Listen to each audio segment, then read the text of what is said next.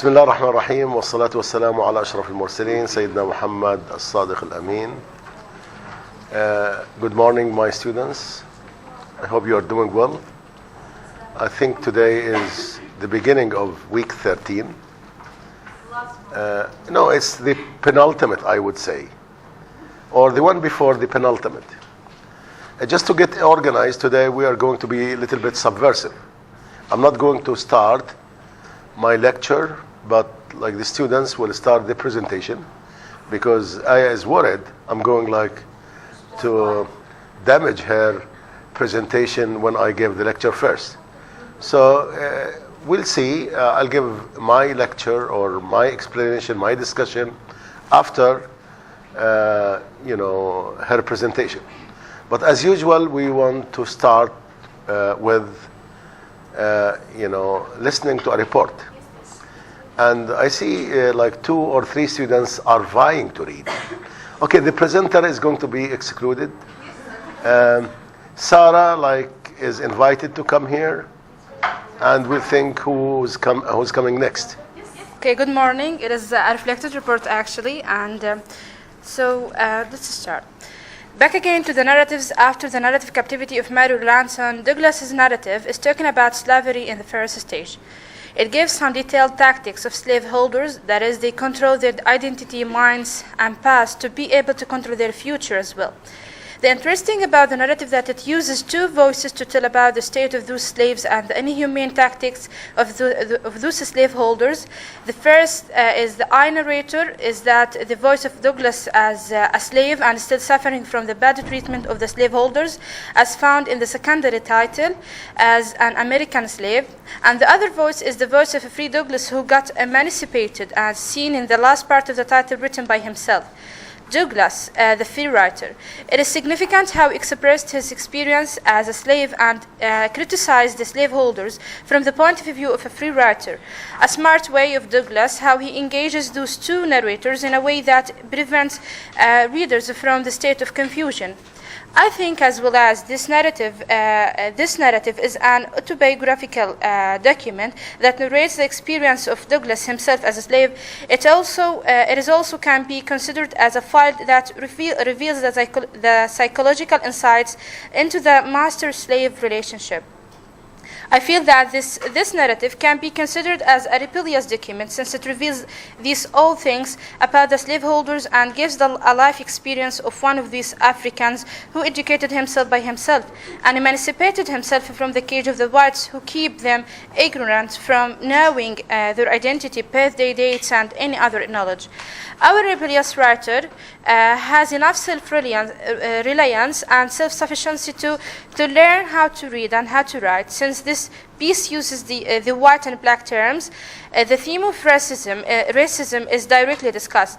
From the language of the narrative, we can notice that Douglas is considering himself a representative of all slaves, and this is obvious when he says, "My own treatment was very similar to the other slave children." Even the reader can feel that the collective experience description is went over the individual experience.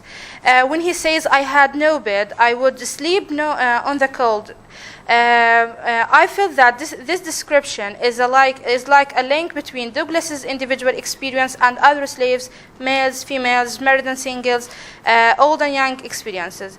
Regarding the image of women is being represented positively here, and I felt of that when he narrates about Sophie, the new wife of his master, who taught him the ABC, etc. This can be considered a feminist point added to Douglas.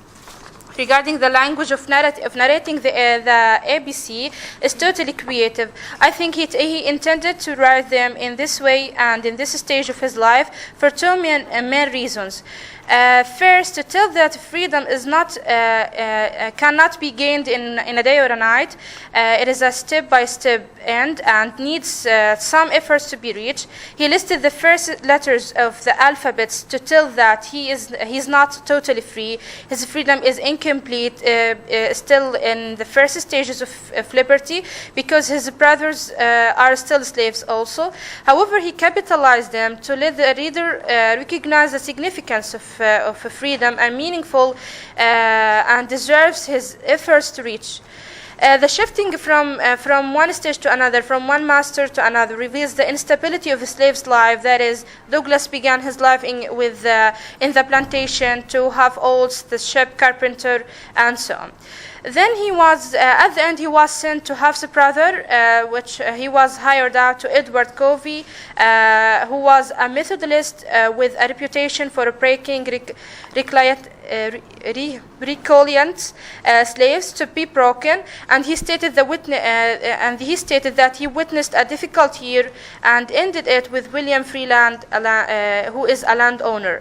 At last, a lesson to be taught is that freedom is not something that is given, but something that we have to find in ourselves, and Douglas found it when he insisted to teach himself reading and writing, and recognized by himself that knowledge is the straightforward path to freedom. I most like the letters when he says, "You have seen how a man was made a slave, you shall see how a slave was made a man." This is the brave Douglas action.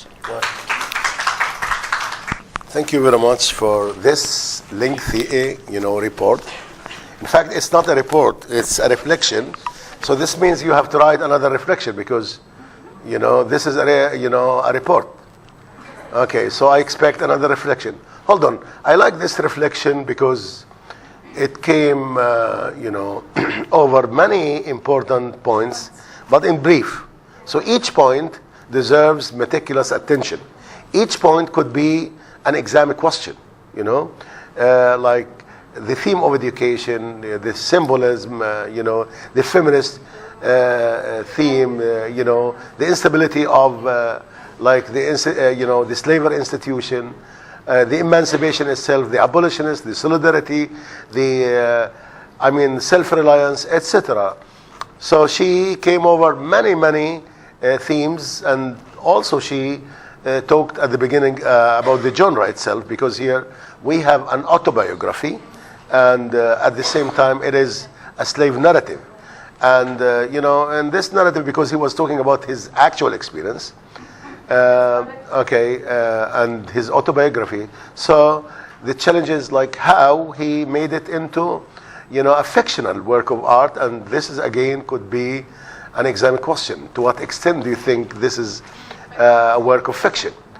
There is a space for one final report, and I don't know. Three are fighting. Like, I need a report, not a reflection. Let's see whose father's name starts with A. Your father's name. Okay. Yes, you just come. So hello everyone. Slavery is not a new theme or new characteristics we had taken. So let's go. Let's make flashback according to our studying. According to our studying of literature, during the studying of university years, we talk many things, many literary works that talks about slavery. I think that slavery and racism are two faces at the same coin. So the slavery is not just in literary works. It is from the old. For example, when the Pharaoh slaves the Israels. So in literatures during the last centuries, many plays, many works talks about the racism. For example, Shakespeare in his plays Othello and Merchant of Venice. On the both of plays that considers the black as being devil, savage, and ignorant. Also there is Afra Ben in his work Oroonoko. It talks about the slave and how their masters deal with them. Also in the preface of The Rich of the Earth, in its the masters of the slave, which is the white people, considered themselves as responsible for teaching the savage people. The savage people. In which he said it came to an end. The yellow and black people have the voice to speak. Finally, in this fictional work, Douglas tells his story and how his masters deal with him as being ignorance, savage. They didn't want them to learn anything, just to follow his masters, because his education leads to his revolution. Thank you, Hanan. Thank you, Hanan, very much for this, angle in which she went back to what we studied here. Like,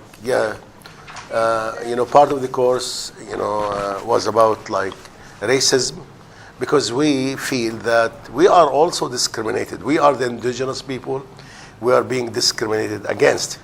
So thank you very much. I think I'm sorry for those who wanted to read and they have no chance to read. Let's see after the class if we have some time. I know it would be like a leftover, but let's see first the presenter, and then I'll come back after that. Okay. To recap and perhaps to go and revisit the whole narrative chapter by chapter to see the important points, perhaps to talk about the themes. Okay?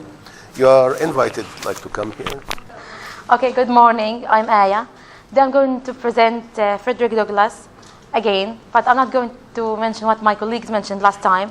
I'm going to dig deep into some points that I noticed during my reading to this amazing piece. It's amazing.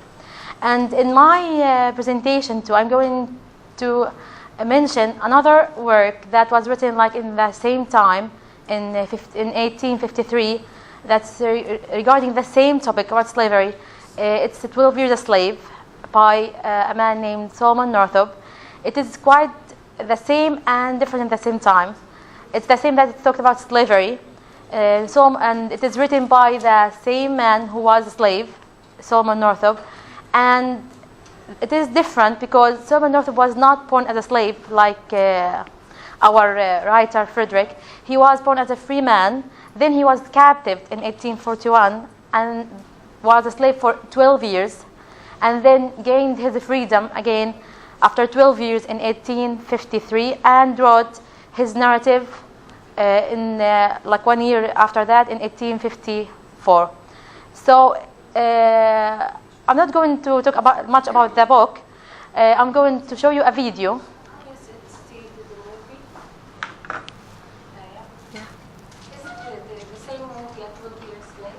Yes, it was. The book was made a movie this year, and it gained many Oscar prizes. And one of the actresses in the movie won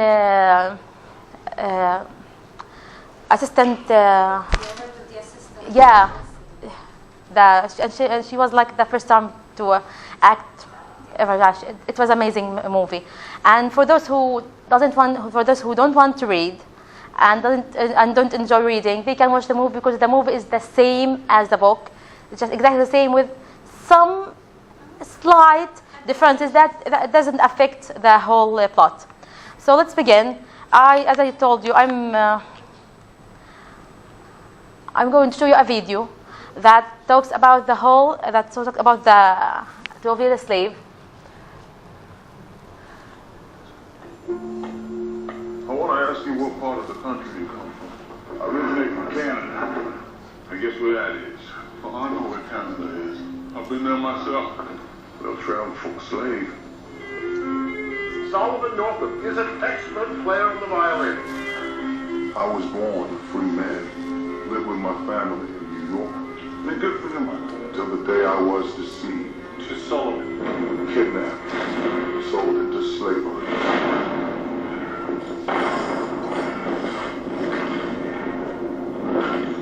Well, boy, how you feel now? My name is Solomon Northup. I'm a free man. And you have no right whatsoever to detain me. You're no free man. You're nothing but a Georgia runaway. way down to the river Jordan. And that servant that don't obey his Lord shall be beaten with many stripes. That's scripture. The condition of your laborers, it's all wrong. They're my property. You say that with pride. I say it as fact. Straight. Man does how he pleases with his property. You come here. I said come here. Days ago, I was with my family and my home. Now you tell me all is lost. If you want to survive, do and say as little as possible. So I'm gonna rise in it. Well, I don't want to survive. For the year when I want to live. Don't you know something? I did as instructed. There's something wrong. It's wrong with the instruction. Master brought you here to work. Anymore, learn you 100 lashes. I know what it's like to be the object of Master's lash. In his own time, good Lord manage them all. I will survive.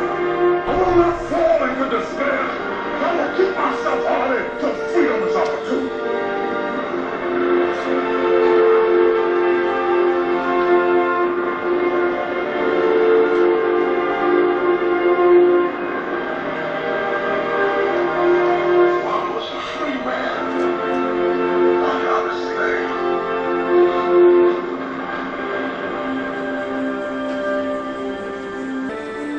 Well, I recommend you all watch the movie. It's an amazing movie.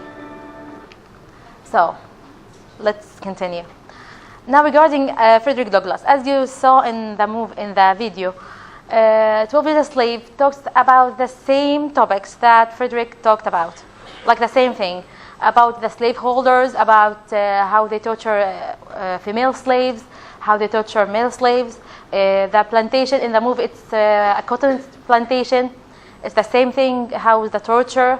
And as we saw, the master who's quoting from the scripture again and quoting that a slave who doesn't obey his master shall be beaten by many stripes. So again, it's the same topics again, the same thing. It's all the same, either here or there. In my presentation, I'm not going to talk about a summary or things like that. It's going to be like a critical approach. It's going to be a critical approach to Frederick Douglass. First, I'm going to talk about the woman image. In this, I'm going to talk about many characters that reveal two sides of the woman image in Frederick Douglass' work. The first one is Harriet Paley, who is, as we know, his mother. In prison, he didn't know his mother that much, and she died when he was young. But still, the way he mentioned her with affection. He says that she made her journeys to see me in the night.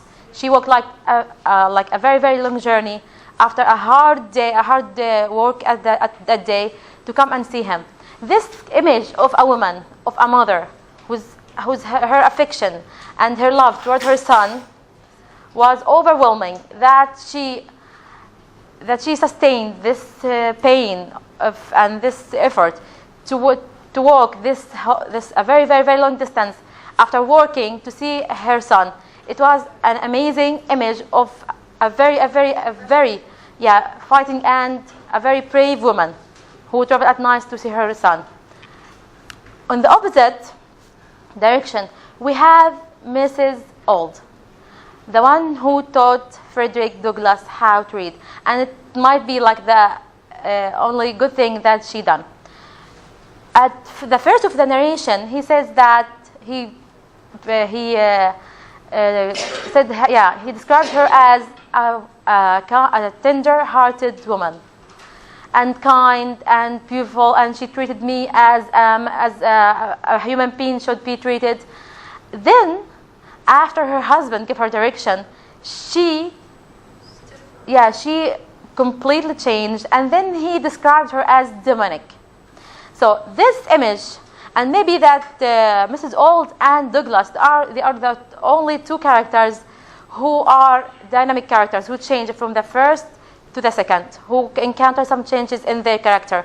Douglass was a slave, then he rebelled and became a free man. Mrs. Auld was a tender woman with a kind heart who gave food to the poor, and then she transformed into this demonic feature who was doing not even as her husband told her. No, she was she was giving more effort to excel. And This is what she imbibed, the instructions of slavery. Because I think, slavery itself made a man a monster. yes, Slavery brutalized. I'm going to say human that. being. yeah, This is what happened when he told her, you don't have to teach. He, started to inculcate in her, like the teachings of slavery. yeah. So now she is aware of the ideology of slavery, and she started to apply this. Okay. Yes. So she became very diabolic, even worse than her husband. Yeah, and also in the description of Mrs. Auld, Frederick wants us, the readers, to see that slavery doesn't have its negative effect only in slaves. It has its negative effect only on the also on slaveholders. Mrs. Auld, who was a kind woman, and we know that if you're kind, you're going to live in peace. Your heart will be in peace and in harmony with everything. But if you're not, and if you're just condemning people, and if you're torturing slaves, it's going to affect your soul as well. So, from changing from this kind woman into that demonic feature and creature, it all affected her. It was not a good thing, and also affected her because she was kind. Another image is Mrs. Hamilton, who was not a kind-hearted woman at all. Mrs. Auld was kind, then she changed according to the direction of her husband. And it might also just give us a hint that she was enslaved in some way. Yes, she was a white free woman, yet her husband controlled her in a way, and he gave her direction, and she couldn't say no. She couldn't act of a free will. She couldn't continue teaching Douglas, or even say, no, I want to teach him, or no, why it is not wrong. She obeyed, and she, as slaves, she wanted to excel in obeying her master.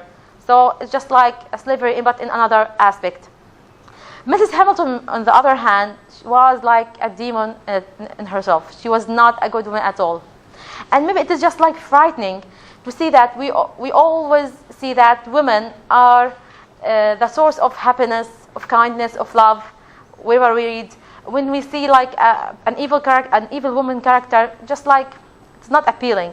So here to see Mrs. Hamilton, who is torturing a 14-year-old girl by whipping her, like she used to sit in the middle of the house, and the cowskins beside her, and she used to whip her slaves while they are just even because they are not walking as fast as she wants. So seeing this horrible image about a woman who should be kind, and she's torturing. When we see a man torturing a slave, well, men are sometimes cruel, but a woman, it's cruelty. And in this way, Frederick just revealed how cruelty was there in his society, even in the city, where he said that in the city, slaves were not tortured as they were in the plantation, because the neighbors, they didn't all have slaves, and a neighbor might fear about his public image or her public image to torture or to treat her slaves in a bad way. But Mrs. Hamilton didn't fear any of that. She tortured her slaves really, really, really bad. So, again, about the slaveholders. We encountered many slaveholders during the Frederick Douglass narration, but I'm going to talk about 3 only, who they excel in either in doing good or in doing bad. First, Mr. Covey, the snake. Mr. Covey is the opposite of Frederick Douglass. Frederick considered himself to be the brave man, and he always gave the adjective of the coward to Mr. Covey. He didn't give it to any of his masters. Yes, they all cruel. Yes, they all tortured him, but he didn't give this adjective, coward only to Mr. Covey.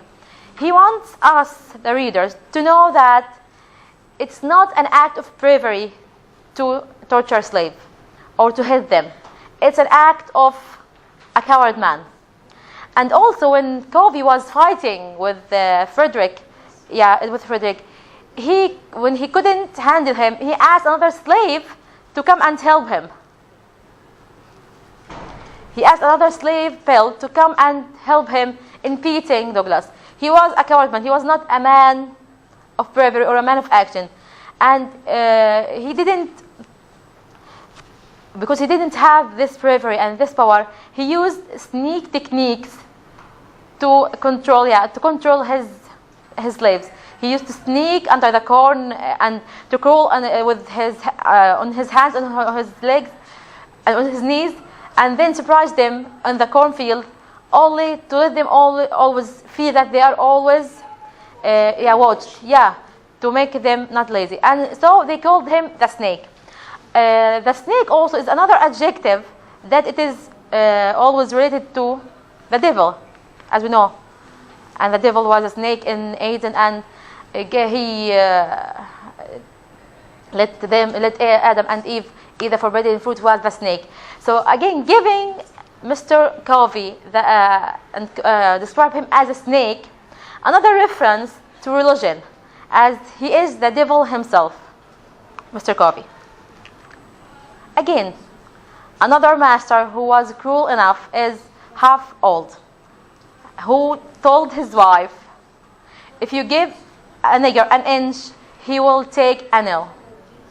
So Mr. Hoff, as we encountered during the narration, he has the knowledge that knowledge itself is the weapon that they should all fear. He didn't told her that if you give him enough to eat or give him a warm place, it's all convenient things, yes, but it's not a threatening source. What was threatening for them was knowledge. If a slave knew how to read or how to write, then he's going to gain the knowledge and he's going to rebel. So when he knew that his wife was teaching Douglas, he was really, really angry, and he told her not to do that. Finally,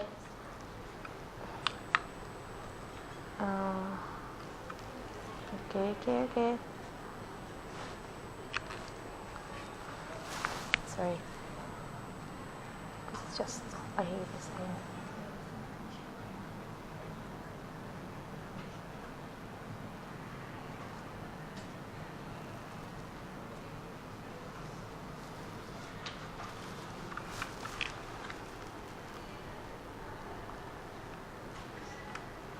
Yes, finally, William Freeland. William Freeland is the last master that Frederick has. He was, yes, he asked them to work hard in the plantation, but he gave them enough to eat, and he gave them the time enough to eat their meals. Other masters gave them enough to eat, but they didn't give them the time to eat what they gave. Like, it's really, it's horrible. Yeah, to give you like a whole meal, and you have only 1 minute to eat all of this. Yeah, it's horrible. So Frederick described Mr. William Freeland as an educated Southern gentleman, and we just focus on he's a gentleman, not like Mr. Covey, a coward. Mr. Covey, and during the narration, he didn't compare Mr. Freeland with any of his other masters. Yet he had many.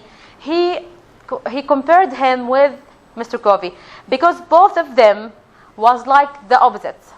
Mr. Freeland was a gentleman, but Covey was not.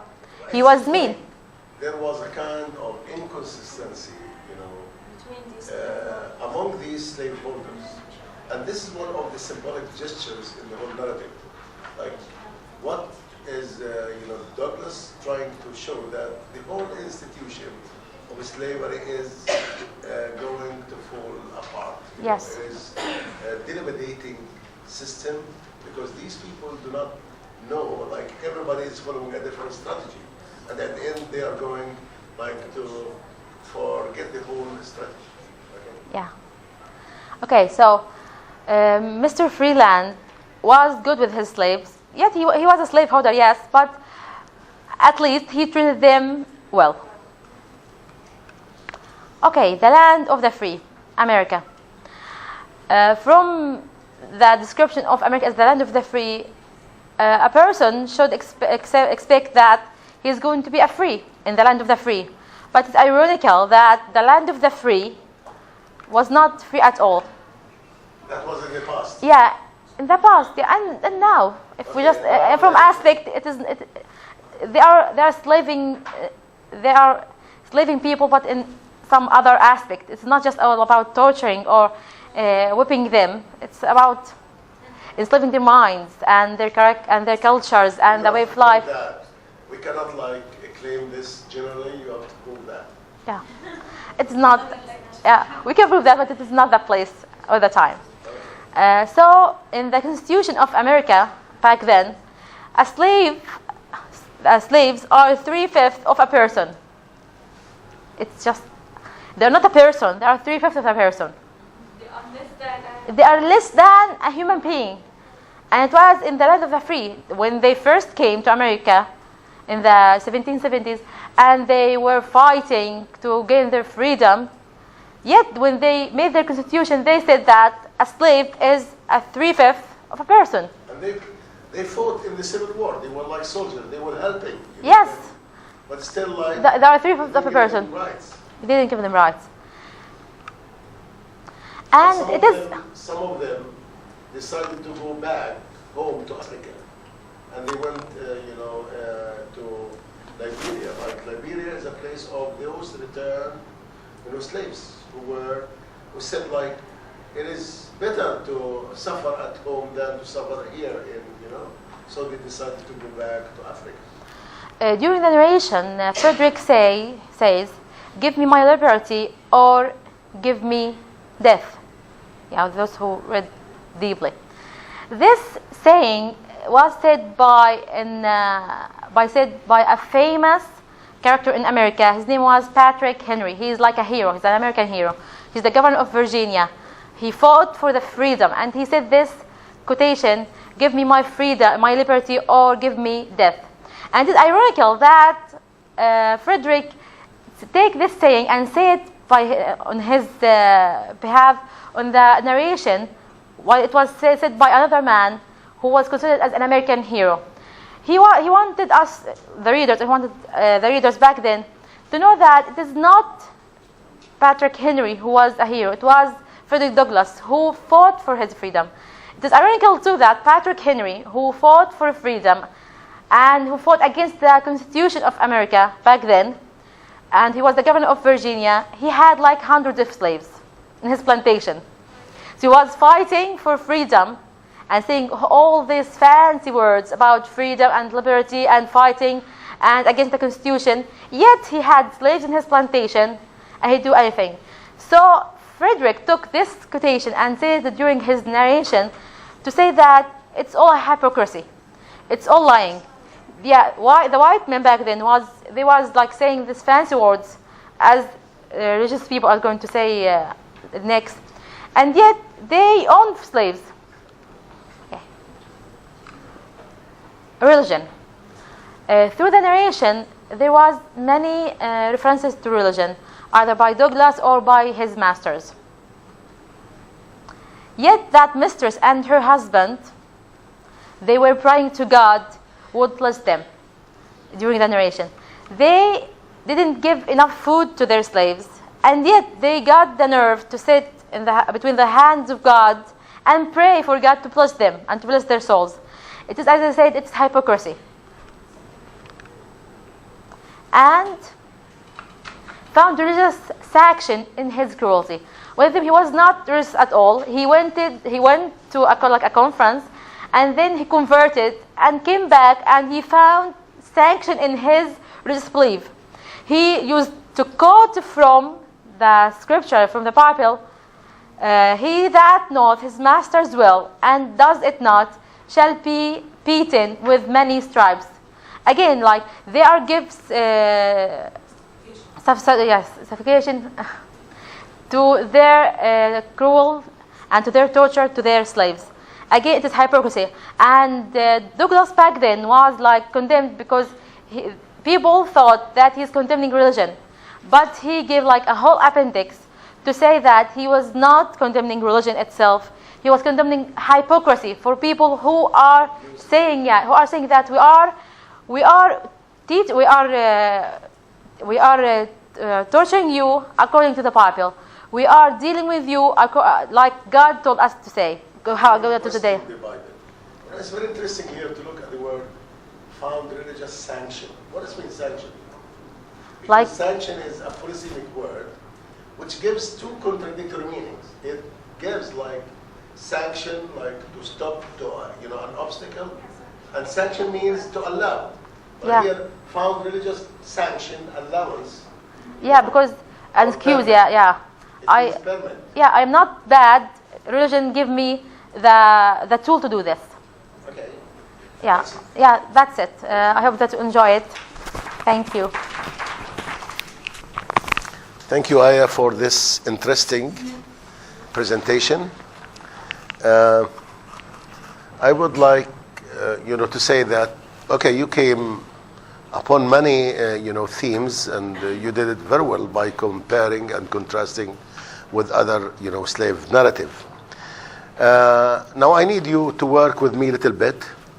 We'll go back to the narrative, try to trace certain themes, certain, like, let's say, conflicts, whatever, certain, fictional elements. So starting from chapter 1, like, what attracted your attention in chapter 1?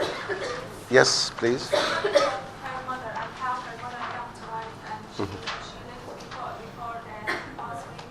And then how the children of the slaves also mentioned in the... So it seems like this is very interesting because one, a key, theme of this is the theme of identity. Now, being related to your mother, being related to your family, is something which gives you identity. And if these slaves get their identity, they would be dangerous. So yes, keeping them away from their families, depriving them from this, passionate or emotional feeling it was deliberate part. They didn't want them to attain that identity. So yes, the mother was coming at night, and at night she wouldn't recognize, she wouldn't develop any emotional tie with her son. And that was part of keeping them away from their families. He was very clever in contrasting how those people, were having their families. And he was very clever in reminding, the reader that, yes, the black also do care for their families. He cares for his aunt Hester, like he watched her beaten. He was very frustrated. He was very sad. He was very infuriated. So he, all the time, wanted to remind the reader, yes, we also have the right to have our own families. So he was very successful in arousing the compassion and the sympathy of the reader. And this is part of the purpose of the narrative, is to rally support, is to rally solidarity for those, their just cause. Yes, yes, please. I would say that he should write to the importance of education from the very beginning. When he said most masters with my knowledge would love to keep their slaves thus ignorant. Yeah, so they didn't teach them, to know the years, to know the dates. They didn't teach them counting. So it was part of the ideology. I told you it was like, if you look at the images of darkness and brightness in the narrative, you would see that they wanted to keep them in the dark. They didn't want to, bring them in the focus, in the sunlight, because, this means education. And when they get educated, they are going to be rebellious. we see, like perhaps in chapter, 7 and 8, like how when he became educated, he started to read and he started to become very sensitive, aware of the abuses, of the atrocities of slavery against, him and his fellow men. Yes, Ihsan? I want to talk about the fictional point. Okay. He started the whole narrative from the beginning. That he was born in this city and he was separated from his mother. So, unlike Mary Latson, we know that she started her narrative from the middle. So we can't trust him more than. Yeah, so you're talking about like the narrator who's a very authentic narrator. But like the narrator is, okay, he's a real narrator, but he's doing it in a literary form. Like he was very smart in establishing the plot. He started by, let's say a person who has no name, who has no character, and ended up by, so the whole narrative is a kind of reinitiation. Like it's a kind of rebirth for him. He started from being nothing to, becoming, a real human being, even a leader, even a spokesman of the whole people. So yes, we have, it's an autobiography, but he was very clever in, like building this plot, which started from lack of verification in terms of his identity to a full identity of a free man who became a spokesman of all his fellow men. Yes? Yes, Adil? Just I want to highlight the very first sentence that, he didn't mention his age and he has a lot of identity, but the accurate, description of his birthplace gives the importance or the highlight on the land and his right to the land, as if he know every. Yeah, but don't forget that he wrote this after he got educated, And this is like what she mentioned. Here we have two, like Sarah mentioned, like we have two persons. The narrator, and then the free man. So we are being told a story from like the perspective of a free man who experienced this. See what I mean? So he was very clever. He used all those oratory, all these rhetorical skills to, gain the sympathy of the reader. Okay. Yes? I thought that the purpose of his writing was also appeared in this chapter when he said to see one white son tie up his brother. So the theme of equality from the very beginning. He wanted to achieve equality. Yeah, I noticed this, and if you remember, like he started by talking about himself. He's talking about the I, but like if you go through the narrative, you'll find them like he started to say we. So this movement from I to we, from first person singular pronoun to first person collective pronoun was very significant. His aim is objective, like the fair will of all humanity. Okay. Yes. Yes. The last. Actually, I like how he used the paradox to highlight their strategy and cruelty. When he described the meeting of their saying he would like there to make her supreme and like there to make her harsh. Yeah. Paradox. It's paradox to make her harsh. To make paradox to highlight their strategy and cruelty of the whole masters. Yes. Like these people who are like, who seem to be kind are not kind. They are brutal. And as, she mentioned or we mentioned in the discussion, like some people are instinctively, good. But if they imbibe the instructions, the ideology of slavery, they become brutalized, as what happened to Mrs. Old. She was very kind, she was very compassionate. She did not want him to bow to her. She did not want him to treat her as if she were a queen. She wanted to be treated like a human being. And then suddenly when her husband inculcated the teachings of slavery, she started to change and she became a monster. So what makes a man a monster? It is slavery. And this is very interesting how he succeeded in showing or exposing slavery as a devilish, a diabolic, like instrument which changes man from, which demonizes man. Okay. Yes, Taj? Just to support this point, from the start, from the very few chapters, look how many times he mentioned the word whip or beaten. Yeah. Yes. So it's support that he brutalizes Yeah, of course. Like it hardens, So how many times their spirit. he mentioned Excellent. it? Thank you. Yes. There's a sort of ambivalence in chapter 1. He said it was the first of a long series of such outrage, of which I was doomed to be a witness and a participant. So he was participating in whipping others and pushing others. Yeah. And he didn't give any kind of justification. So Strange. He was talking about helping with his aunt. Yeah, because he felt like, when you watch without rebelling, you are participating. You are participating.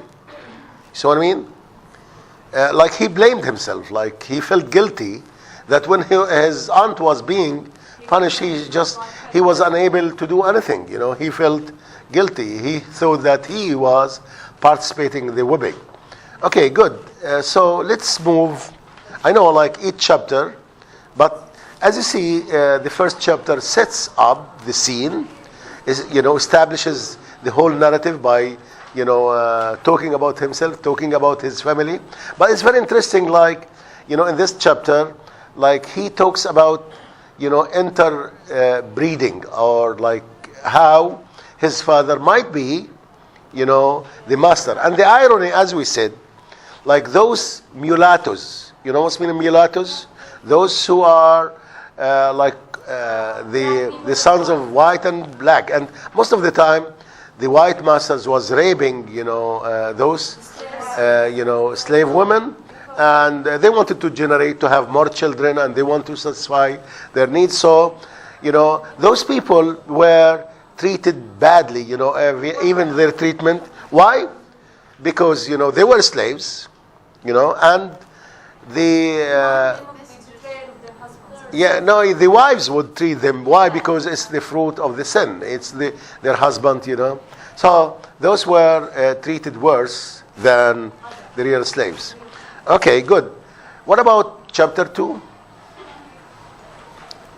Yes, Taj again. The first thing that attracted my attention is the paragraph when he says that they will receive their monthly allowance food and their yearly clothing. Yes. We have our daily food, and it doesn't suffice us. But In fact, the food, if you talk about the food, they were given food as if they were animal, and the food, there is in slavery, in the institution of slavery, food was given by two ways. Either you give them too much food, and at the end of the day they get the same food but ample food. Every day you are giving them the same, so at the end of the day they will be sick, and finally their spirit will be crushed. Or you don't give them, so these are the two theories. Either you give them ample food, too much food, or you don't give them, and by doing either of them, you are crushing the spirit of those people. even the clothes, they Yes. categorize them from 3 to 7. They should And what kind of clothes? They were naked, they were not given proper clothes.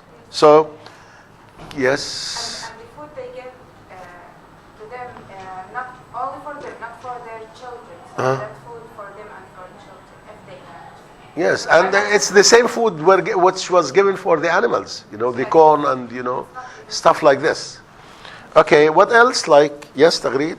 Mentioning the effect of the notes of the songs that he listens makes Friedrich wants to reveal that those are humans, and he wants to convince us of their humanity. Those notes makes tears roll down his cheeks and affects him when he says the mere reference of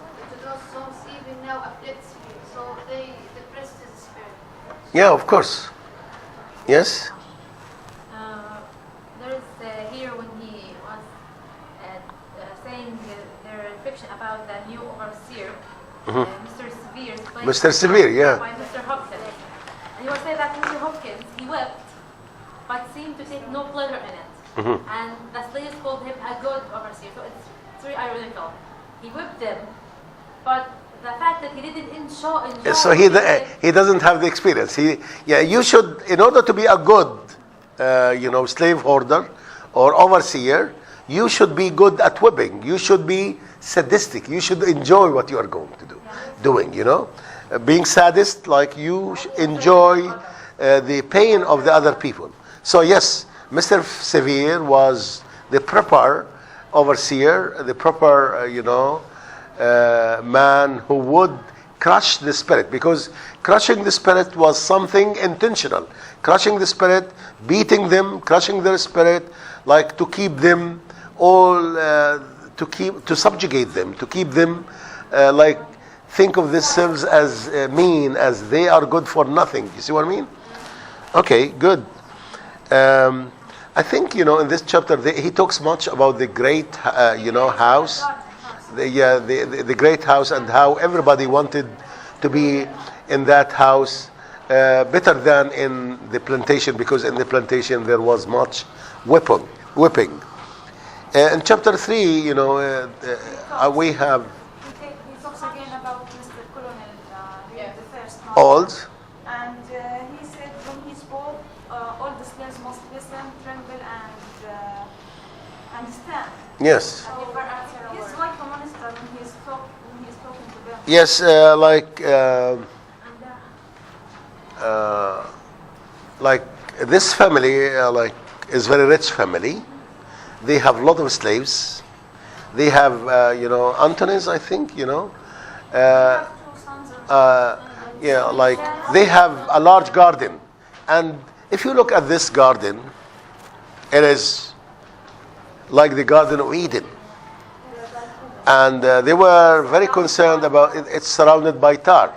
I think last time we spoke about this as a major symbol, because this is like an art, and the slaves are like devils who should not be allowed to go to that garden. Telling the truth, and this is one of the major irony. If you tell the truth, you are being punished. If you tell a lie, you are being rewarded. This is, one of the major ironies of the whole work of art. So whenever you are asked about the fictional work, you have to talk about the plot, you have to talk about, metaphors, you have to talk about figures of speech, you have to talk about... Fictional, how it's fictional. Should like give slight examples, like... Yeah, you have to give examples, about ironies, about metaphors, about, yeah. Full of ironies and metaphors and... Okay, yeah. One of the major irony in the whole work is like what? Irony? Yes, one of the major irony. That he's a slave and his father is black. No, one of the major irony is like the more educated you become, the more, the more you wish to be like ignorant, because education means like you... I think that I envy them, the other slaves, for the ignorance, because they don't know what I know now. It was like feeling that this was tortured when he was taken from Panama and given back to Mr. Kobe, and it was like, if he didn't know that much, he wouldn't suffer that much. Yes, so like education makes you like sensitive. I think going through each chapter, you'll have, a very important angle. And it seems like we have like to spend another class on this, because I think we are left with 2 weeks. Okay, so Tuesday we are going to have another class, and we'll see, like the next week we're going to see Hemingway and Faulkner. So thank you for participating. Thank you for your presentation. It seems like today you are more active than before. I don't know why. Every Sunday. I wish I would see you tomorrow, coming, observing, writing, watching, because it is your symposium. Thank you very much for this. Okay.